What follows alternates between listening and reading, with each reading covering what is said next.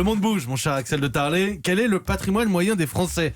Dans son rapport annuel, l'INSEE note de grandes inégalités de patrimoine. Oui, on parle beaucoup des inégalités de revenus, mais elles sont finalement très contenues en France. Les 10% des plus hauts revenus gagnent 4 fois et demi plus que les 10% des plus bas revenus. Donc vous voyez, un rapport de 1 à 4, ça reste quand même mesuré. Alors il faut dire qu'en France, on a tout un arsenal fiscal de redistribution des revenus. Alors que maintenant, si on regarde effectivement le patrimoine, alors là c'est complètement différent.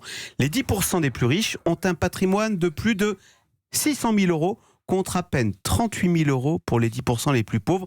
On a en matière de patrimoine un écart de 1 à 160. Comme l'écrit sobrement l'INSEE, les inégalités de patrimoine sont beaucoup plus marquées que celles de revenus. Comment s'expliquent ces inégalités de patrimoine alors, Axel ? Pourquoi est-ce qu'on ne cherche pas à les corriger ? Parce qu'en France, nous sommes allergiques à l'impôt sur les successions. Vous savez, le patrimoine s'acquiert tout au long de la vie. Les plus de 60 ans sont quasiment 10 fois plus riches que les moins de 30 ans.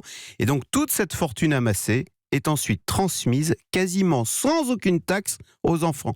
90% des héritages se font sans droit de succession. Donc vous voyez, autant en matière de revenus, on est matraqué d'impôts, autant le patrimoine, lui, peut changer de main sans aucune taxe. Zéro redistribution.